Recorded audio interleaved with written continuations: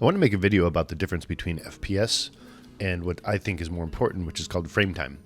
So in this video, you're going to see in the upper right, I have an overlay, transparent overlay showing that my current FPS is tied to my native monitor's resolution. Not first world problems. I actually really like this monitor.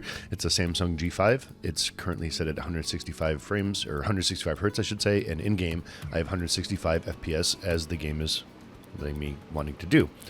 You'll notice I have the GPU utilization and CPU utilization. The temps kind of had to come with that, so don't pay attention to the temps too much. But if you look at the utilization, you'll notice I'm going to hit my target frame rate, FPS in the top right.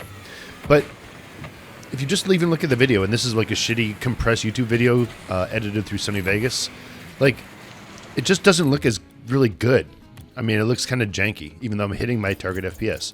Well, this is where I want you to notice where it says frame time up there. If you don't know, some people that have monitors called G-Sync or FreeSync, this video might not apply to you because it's variable frame rate. But you notice what I'm doing here is I actually lowered my FPS to try to, like, beef up whatever, which in a competitive game you always want more frames. But again, you're going to notice that it's going to look even worse. And you'll notice my frame time went up. And this is a big part of this video. This is what's called the GPU bottleneck. So if I actually go above my recommended, and really, by the way, I'm on an AM4 5800X AMD CPU platform, and I'm on an AMD 9070 GPU, non-XT. You see, as I go above my recommended, even though I'm still at 165 hertz, my frame time has come down, and it just looks a little bit smoother. And now I'm using almost 70% of my GPU, rather than, 50. So now what happens if we raise it up even more? You're going to see that my GPU utilization even goes up more. I'm getting more frames, of course. Not sloppy, but my frame time is coming down. And again, I don't know how well it's going to translate to a shitty YouTube video, but it's going to look smoother and smoother, and that's because of the frame time. And so depending on your setup, I was just saying, like, don't always think FPS, FPS, FPS.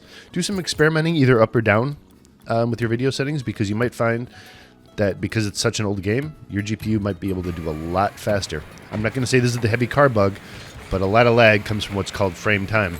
Now you see I've gone sub 2 milliseconds versus 6+ by actually uncapping my GPU for ultimate frames, and it just looks better as a person playing. It's a big part of it.